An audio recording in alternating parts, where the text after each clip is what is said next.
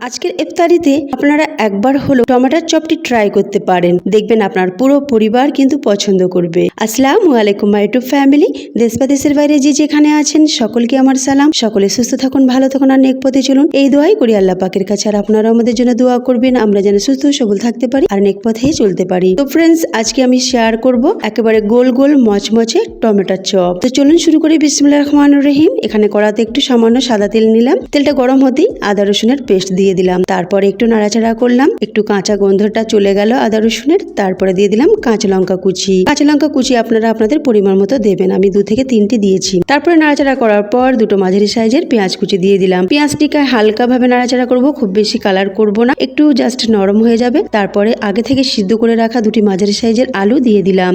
মশলার মধ্যে এখানে গোটা ধনে আর গোটা জিরেকে হালকা ভেজে কুটে রেখেছিলাম, সেটা দিয়ে দিলাম হাফ চামচের মতো। লঙ্কা গুঁড়ো, হলুদ গুঁড়ো দিয়ে দিলাম প্রয়োজন মতো। আর এখানে লবণটাও দিতে ভুলে গেছি, একটু পরে দেবো। আর একটু আমচুর পাউডারও দেবো, একটু টকটক লাগবে, বেশ ভালো লাগবে। তো আপনাদের কাছে আমচুর পাউডার না থাকলে চাট মশলাও দিতে পারেন। তো আমি এখানে আমচুর পাউডার একটু সামান্য পরিমাণে দিয়ে দিচ্ছি, নাড়াচাড়া করে নিলাম। আর ফ্রেশ ধনেপাতা একটু দিয়ে দিলাম। আর শেষে দিয়ে দিলাম লবণ। লবণটা আমি দিতে ভুলে গিয়েছিলাম, তাই এই সময় দিয়ে দিলাম। একটু ভালো করে মিশিয়ে নিলাম। মেশানো হয়ে গেলে এবার এটাকে তুলে ঠান্ডা হতে দেবো।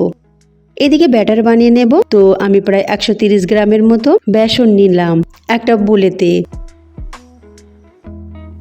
এবার বেসনে কিছু মশলা দিয়ে দেবো। মশলার মধ্যে হলুদ গুঁড়ো, লঙ্কা গুঁড়ো আর স্বাদ মতো লবণ। এবার ভালো করে এটাকে মিশিয়ে নিলাম। আর এই সময় আমি দিয়ে দিচ্ছি বেকিং পাউডার। বেকিং পাউডার 1/4 চামচের মতো। এবার ভালো করে মিশিয়ে নিয়ে একটু একটু করে পানি দিয়ে একটা ব্যাটার তৈরি করব। পানিটা প্রথমে বেশি দেবেন না, তা নাহলে পাতলা হয়ে যাবার ভয় থাকবে। তো বেশি পাতলা হবে না, এটা একটু ঘনই হবে। তো একটু একটু করে পানি দিয়ে ব্যাটারটা তৈরি করবেন। আর ব্যাটারটা একেবারে স্মুথ ব্যাটার তৈরি করবেন, যেন কোনো প্রকার লাম্পস না থাকে। তো ব্যাটারের কনসিস্টেন্সিটা একটু ভালো করে ফলো করুন, ঠিক এই রকম হবে। এবার ভালো করে নাড়াচাড়া করে এটা রেস্টে রাখলাম। এদিকে আমি 5টি পাকা টমেটো নিয়েছি। টমেটো পাকা নিলে তবে ভালো হবে। এবার টমেটোর মুখগুলোকে কেটে নেব। এইভাবে প্রত্যেকটা টমেটোর মুখের কাছটাই কেটে নেব একটু বড় করে। দেখুন কেটে নেওয়া হয়ে গেছে। আর ভিতরে যে অংশগুলো রয়েছে, মাঝখানের যে অংশটা, সেটাকে আর কি বার করে ফেলে দেব। তবে ফেলে দেব না, আমি আমার গাছের জন্য যে কম্পোস্ট তৈরি করতে রেখেছি তার মধ্যে দিয়ে দেব। দেখুন এইরকম হয়ে গেছে। এবার সবগুলো এরকম আমি কেটে নেব। আর এর মধ্যে আলুর পুর ভরে দেব। আলুর পুরটা খুব ভালোভাবে ঠান্ডা হয়ে গেছে। এবার আলুর পুর খুব ভালোভাবে চেপে চেপে পুরে দেবেন।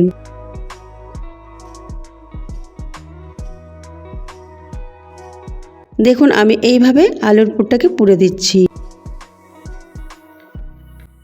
সবগুলো হয়ে গেছে, আর একটা বাকি আছে, এটাকেও আমি পুরে দিলাম। এইভাবে চেপে চেপে পুরবেন, পুরো ভরাট করে দেবেন।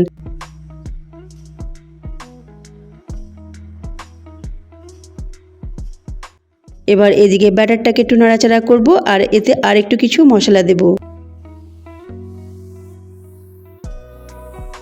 মশলার মধ্যে আমি একটু চিলি ফ্লেক্স দেব। আর দেব এতে ফ্রেশ ধনিয়া পাতা। ধনেপাতা দিলে ধনেপাতার ফ্লেভারটা কিন্তু খুব ভালো আসে, তাই আমি সবসময় ধনেপাতা ব্যবহার করি। ধনেপাতা আমার খুবই ফেভারিট, তাই সবকিছুতে আমি ধনেপাতা অ্যাড করি। যাই হোক, আপনাদের পছন্দ হলে দিতে পারেন। এবার একটা টমেটোর বল নিয়ে এইভাবে ব্যাটারে দিয়ে নাড়াচাড়া করে হালকাভাবে এইভাবে পুরো ব্যাটারটাকে মাখিয়ে নিলাম। তারপরে চামচ দিয়ে এইভাবে তুলে একটু ঝরিয়ে নেব। আর ওদিকে আগে থেকে তেল গরম করতে দিয়েছিলাম, আর তেলটা বেশ গরম হয়ে গেছে। তারপরে গ্যাসের ফ্লেমটা মাঝারি করে নিয়েছি। তারপরে একটা একটা করে টমেটোর চপ দিয়ে আর এইভাবে ভেজে তুলে নেব। ফ্রেন্ডস, আমার রেসিপি যদি আজকে আপনাদের ভালো লাগে অবশ্যই একটা লাইক করবেন। তার সাথে আপনার ফ্রেন্ডস আর রিলেটিভদের কাছে শেয়ার করবেন প্রচুর প্রচুর। তার সাথে একটা কমেন্ট করতে কিন্তু ভুলবেন না। তার সাথে আই বাটনে ক্লিক করে রমজানের স্পেশাল রেসিপিগুলো দেখে নিতে পারেন, আর এন্ড স্ক্রিনেও দেখে নিতে পারেন। তো দেখুন আমার সবগুলো টমেটোর চপ ভেজে নেওয়া হয়ে গেছে। কত সুন্দর লাগছে, কত লোভনীয় লাগছে, আর খেতেও কিন্তু খুবই ভালো লেগেছে। আর মুড়ির সাথে মাখিয়ে খেতে কিন্তু খুবই ভালো লাগে। তো অবশ্যই ট্রাই করবেন। আজকে এই মতো রইল। আমি আবার ফিরে আসছি নতুন এক রেসিপি নিয়ে। আল্লাহ হাফিজ।